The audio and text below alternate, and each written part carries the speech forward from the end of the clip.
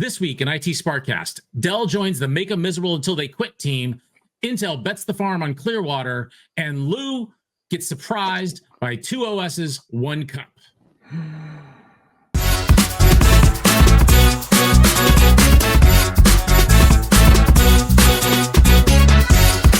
Greetings and welcome to IT SPARC Cast. I'm your host, John Barger. I'm your host, Lou Schmidt. Let's go figure out what's going on. It's Friday, October 4th. Happy Cybersecurity Month, everybody. IT SPARC Cast is a digest of the IT news over the last week with insights, opinions, and a little sarcasm from two experts, each with over 20 years of experience in IT or working for IT vendors. And now, the news bites. Did you say Happy Cybersecurity Month? I did. It is Cybersecurity Month. When is it ever happy? Let's talk about some other things that are as happy as cybersecurity. According to TechGig, Dell's recent announcements requiring global sales teams to work from the office 5 days a week has sparked a wave of discontent among the workforce. The company justified the decision by citing the need for increased collaboration and productivity. While Dell believes being together in the office will foster more productivity and collaborative environments, many employees are skeptical. One of the primary concerns raised by Dell employees is the potential impact on productivity. Some argue that remote work arrangements actually lead to better productivity and will improve employee morale. Is this them getting back at us for quiet quitting? You know what? I think you coined a term earlier as we were going through our show notes, Lou, of quiet firing. And I think that if you listen to the last two SPARCcast podcasts where we talked about Amazon, that seems to be part of the role here. Maybe voluntary attrition may be part of what's going on here. And it's again, as I said last week, I think it's really short-sighted to do something like that. Studies have shown that when managed properly, remote workers are more productive. And again, even if you disagree with that, and I talked about this again last week, the savings on office space and other areas of savings from having people work from home can more than make up for the lack of productivity if there is one. Well, I have a great idea, John. Why don't we go ahead and take the people that can easily get another job, who are probably your most productive and talented people, and give them a reason to leave? I think that's exactly what they're doing here. And it's, again, if I were a salesperson at Dell, I would be concerned. Now, Lou, you and I spend a lot of time in sales, and we're talking about, inside sales folks, customer service folks, things like that. There's very little need for them to be in the office. The level of collaboration done between those teams is fairly light, could easily be done over remote tools, Zoom and Teams and things like that.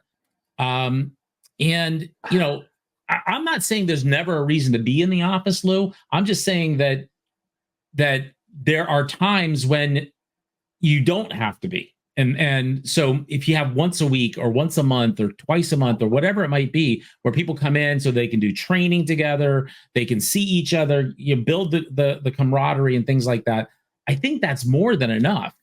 Have these guys never heard of Slack? Right. What Slack, is up with Teams? This? Yeah. Right. Well, Teams, you and I have both had our fun with Teams, but it's like, I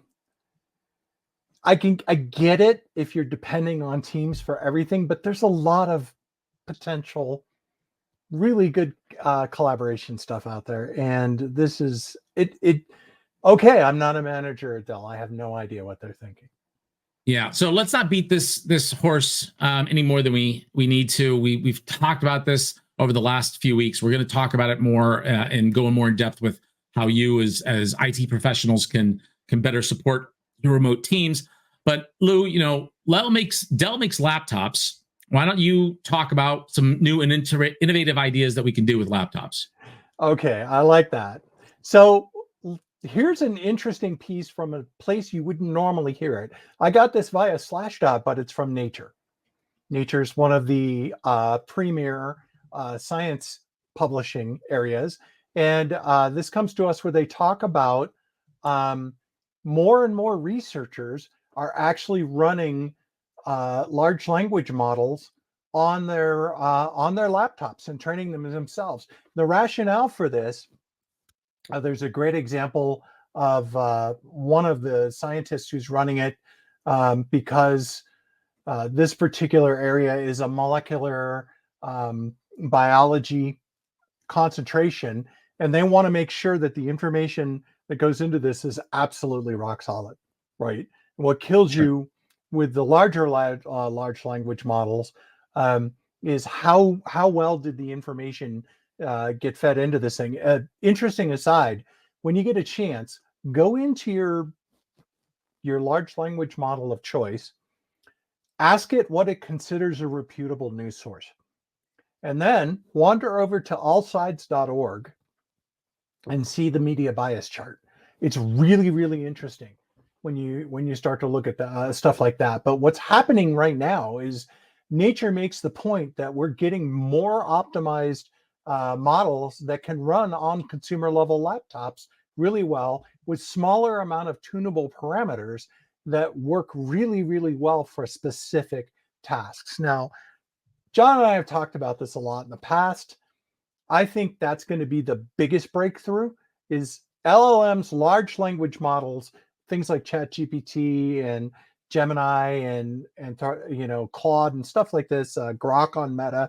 They're fantastic tools, but the ability to build a tool that is optimized for what you're doing, and now we're seeing like Google DeepMind, Meta has Llama, you can download it. Microsoft has a model, Mistral has a model, Apple has a really good model. You can get Allen Institute and Alibaba of all places. So,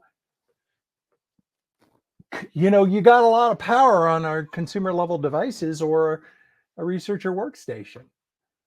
Yeah, so this is something I've been looking at as well. I have this like vision that I want to build Iron Man's Jarvis for my house to tap into the smart home and have it do a bunch of different things and be able to talk to it. So I've been looking into this. I want to recommend anybody out there that is thinking about this, whether it's for your IT, everyday work needs, or if it's just for your home use or you want to play around with it, check out Dave Plummer's Dave's Garage on YouTube. And we'll put a link in the show notes. Dave has done a recent article, a recent video on this. He's actually done a series, and he's showing you how to put GPTs on systems ranging from $50 to $50,000. And at the end of the day, the majority of the difference is the speed in which it responds. And so, and in the $50 models, you could actually use a hybrid model of some things that are running remote in the cloud and some things running locally. And on the $50,000 version, everything's running locally. And you don't need that $50,000 system to do that. It's a bit faster than if you're running it on a stock laptop. So I highly recommend taking a look at that. Again, I'll put links in the show notes. Hey, what is Dave famous for? Dave was the original developer of Task Manager for Windows. It was either 3.0 or 3.1. I forget where. He was a big deal at Microsoft. Worked his way up the ranks there, in a sense, retired from that. Really, really smart guy. I highly recommend him, and he's really interesting. If you're a nerd like Lou and I am, and you like to do funky things in your home lab, you just want to learn about the insides of how things work, highly recommend his channel. Again, that's Dave's Garage. Definitely take a look at it. Speaking of Microsoft.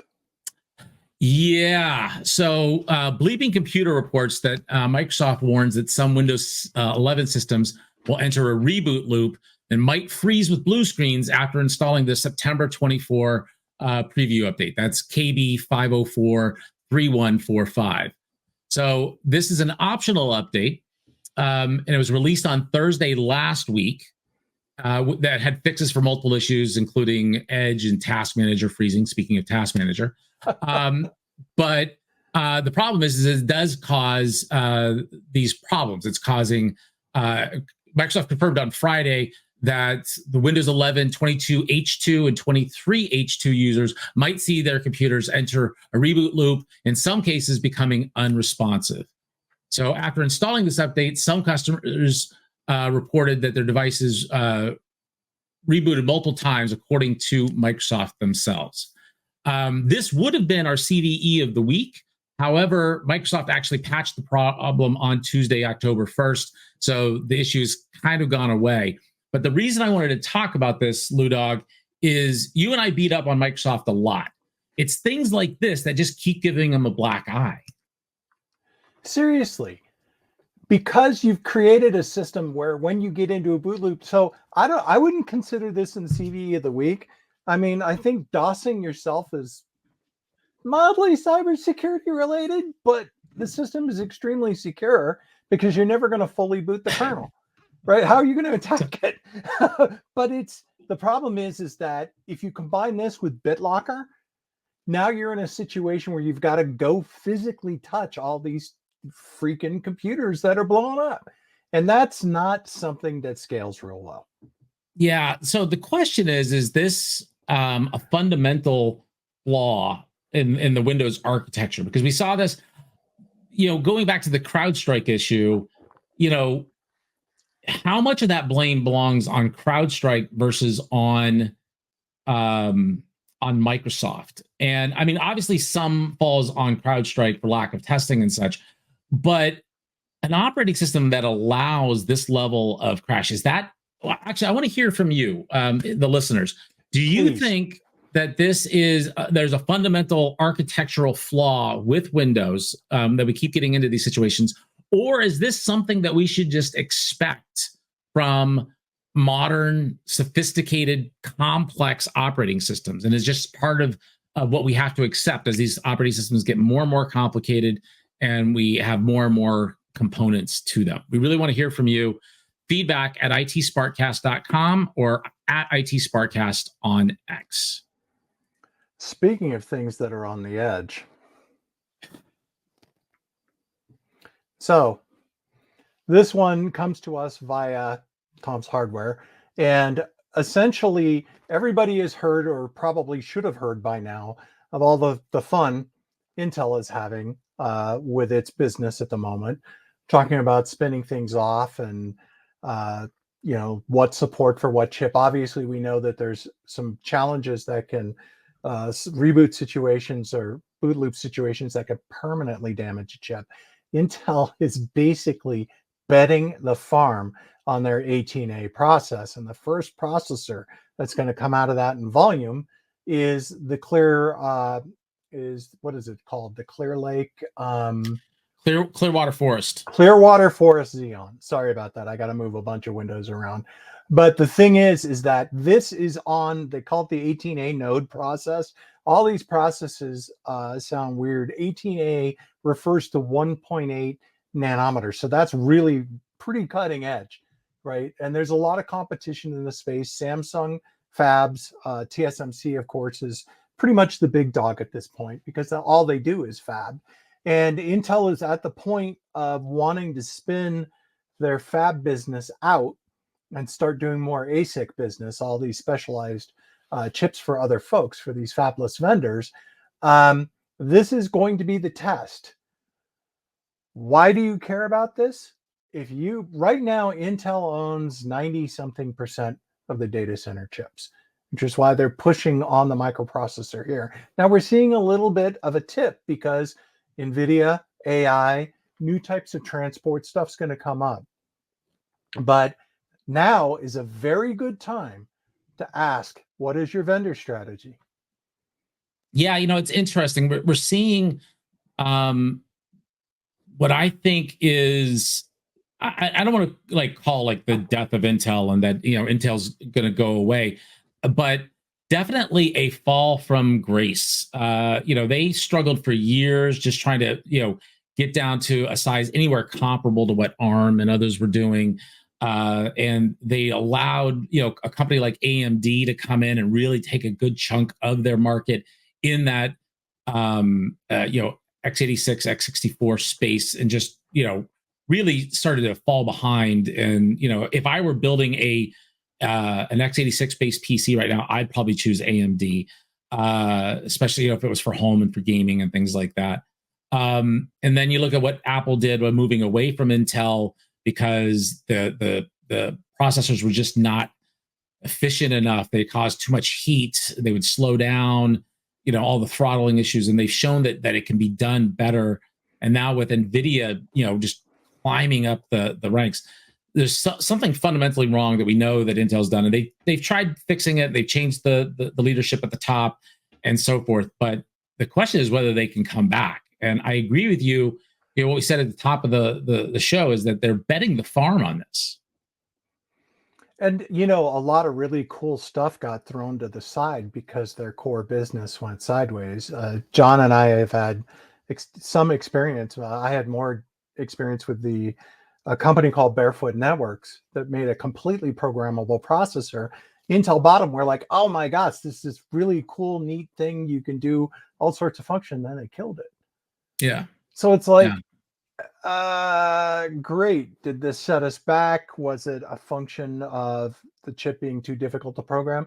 Tough to say, but now it's, it's toast. What are they going to do with it? And this is not good for any of us. This is just it is not. It's not. And speaking of not good for us, it is time for the CVE of the week. Yeah, so this is our weekly segment in which we pick a common vulnerability and exposure entry, and what you need to know about it and how to mitigate it ASAP. Lou?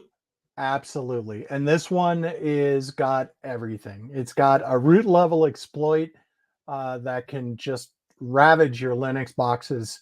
It's got a bunch of challenges with how it was released and a nice little firefight on X. So let's go through this. So here's what it is. There's a CUPS vulnerability. CUPS stands for the Common Unix Printing System. It's by default installed. If you print on Linux, you've got this thing. One of the things we were talking about before is Apple uses elements of this. We don't know yet. The individual that found this particular bug, nasty bug, 4 of them, Simone Margaritelli, who actually goes by Evil Socket on X. Highly recommend you go and review the messaging that happened around this, because what happened is he was installing Linux on a new laptop that he used for doing security probing. He got around to looking at CUPS and found a massive, massive problem with it. And then there was a huge amount of angst about it, because some people said, oh, this isn't a problem, don't run CUPS. It's like, if you've got a big red button that says the universe will explode if you press me, and your strategy is my users are smart enough not to do that, you have big problems.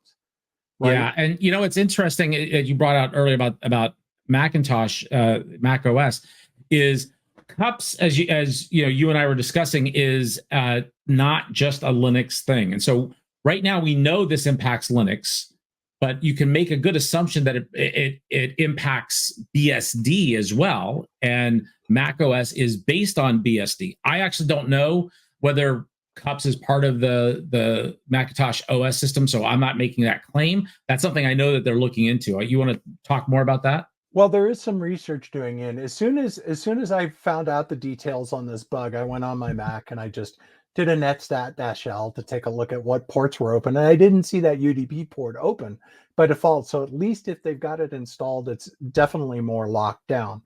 But if you have a potential for a misconfiguration causing a massive security breach in a package that's all over the place, because let's face it, in the OS wars, Linux won. It won in the phones and Android. It won on the internet and all the embedded OSs and the routers and switches. It won in the server space completely, right? It's a Linux world. You just live in it. When I see something like this, people say, well, you're running servers. You're never going to install CUPS. Great. You're using randomly generated difficult passwords. Are you printing those? Some people do, right? That's a sane thing to want to do. You can't remember these passwords. So, and it's instant root privileges. There's a sandbox. We'll put it in the show notes available to test the exploit that was put up by IPP SEC IPSEC on X. So you can go and check this thing out yourself. It's a zero-click own. So my takeaway on this, though, is apparently this was originally going to be released as a potential bug like next week was the original. October 6th was the original release date. Somehow it got leaked from the CERT CC Vince database. Just to be clear, when you say this was going to be released, the information was going to be released as a CVE or some other form of communication out to let people know that this was available and that hopefully here's the fix for it. But it leaked out early. It leaked out early, and everybody like had to scramble. 2 weeks early. Not only that, but even like if you go to Canonical site and you look under Ubuntu, they basically say, by the way, don't leak this stuff. But no, I haven't seen any. We don't know who leaked it. I don't know yet. A lot of people said this wasn't a big deal. I disagree. Any fault, any series of exploits that can lead to root that quickly, it's a problem. Take it seriously. Speaking of taking things seriously, now is time for Lou's hot take.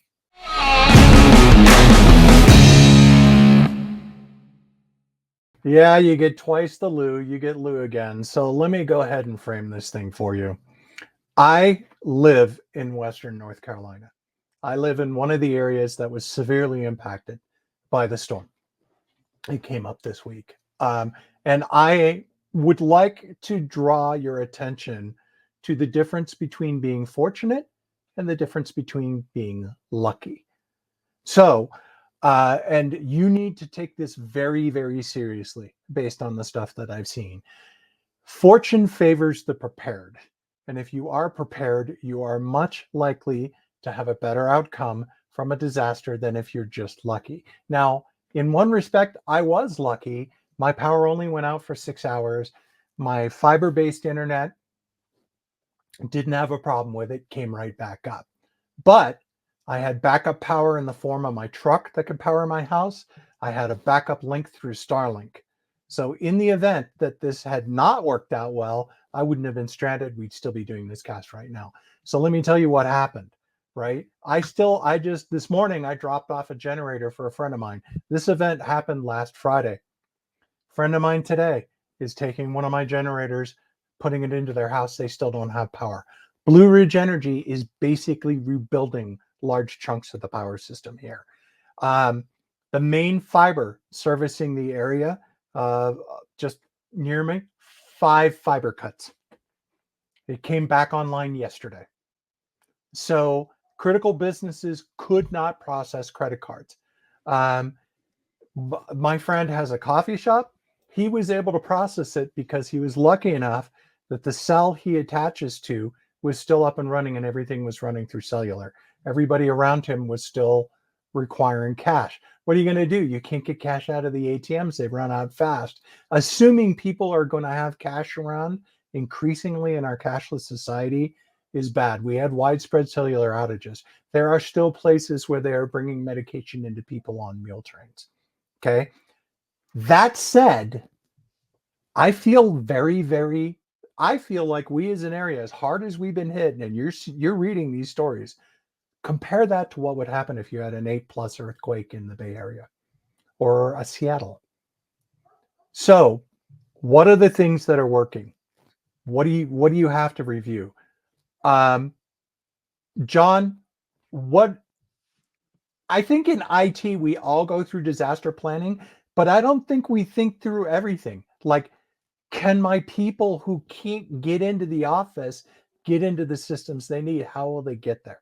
Yeah. So, I mean, we good IT professionals, and most of you and most of us are. That's great.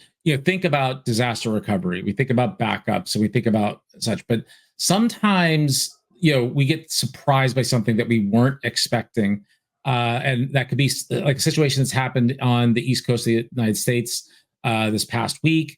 It could be a massive earthquake. It could be an attack from a foreign entity. It could be, who knows what, and maybe the next thing we don't even know what it is, right? And that's the thing that we have to keep in mind. And I go back to, I was actually at EMC, the storage company that is now owned by Dell, back in 2001 when the Twin Towers were attacked. And those financial institutions did a great job, and most of them were using EMC storage, and they had redundant backups across the river in New Jersey, and were able to be back up and running in an hour. That was amazing, especially back then. This was, obviously 23 years ago, and just amazing that they were back up. And I think that what Lou is saying is that we all need to be thinking about that the unthinkable can happen, and what does that mean to us? I've been at companies where a virus was they clicked on the wrong email, and it went in and it started deleting financial records and source codes and things like that, and some of those were backed up and some of them weren't. So a proper backup and recovery strategy needs to really be thinking several layers beyond what you might be thinking about today. Think about this. Who's going to execute that recovery? Right? You have to be able to get a user in remotely. So one thing that I have noticed and have seen up here is that you're seeing a lot of Starlink show up. Satellite will work. It's going to work because those satellites cross-link to each other. Even if a ground station is down, they can get out again. Now, I know some folks have philosophical issues with Starlink. OneWeb is trying to come up. Amazon's trying to get Kuiper up there. It's not up there yet, but they're shooting at it. The point is, now is the time to seriously look at satellite communication for backup. There's another thing that you have to think about, and this is huge if you're in the retail space or you're worried about, the medical space or whatever. I have a spare Starlink. My fiber didn't go down, so I went to my local store, which is huge, right? Fully stocked, water, milk, everything you could need. They were only letting 5 people in at a time because they could not process all of their, they couldn't process credit cards. Their scanners were having issues. So I said, hey, I've got a Starlink. I can bring it over here. We can fire it up. We can see if we can get the store up and running. Great neighbors. All our neighbors are helping out. I'm like, hey, I'll help out. See what happens. The problem is they couldn't take it. Why? PCI.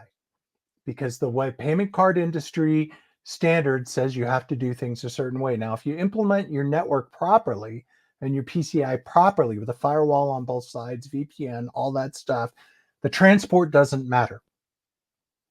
But if you do a very narrow use case or you depend on a third party and that third party goes down, you can't do a hack like that. I could have had that whole thing online. That's just me. Starlink units, whatever, they had no flexibility. Another thing you got to think about, the person that's going to run your backup, John, does that person have water and power? You can have all the stuff in the world. You can have the best backup system ever. If your people can't get to it, and we talk about disaster response. So most companies have a closet somewhere that's full of water and food and ponchos or whatever, sometimes sleeping bags, just for these kinds of emergencies. In our last company, did you know where they were, John? No, I had no idea. I know they're there. We had people assigned to that knew that information, and they were the ones that helped people get out of the building and things like that. But where that information, I have an idea where it may have been, but no, I didn't know for sure. I guarantee you that the majority of the people didn't. What if you had to go in because, like, there's a town not far from me where all the roads washed out. You cannot get out.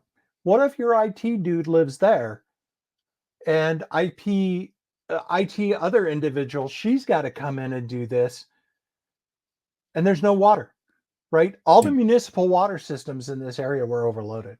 If you're getting, now I'm lucky, I'm on a well, right? And I have backup power for that well, and I have my own septic, which means my system's completely independent. Everybody in town, boil water. So you really need to think further than most of these plans.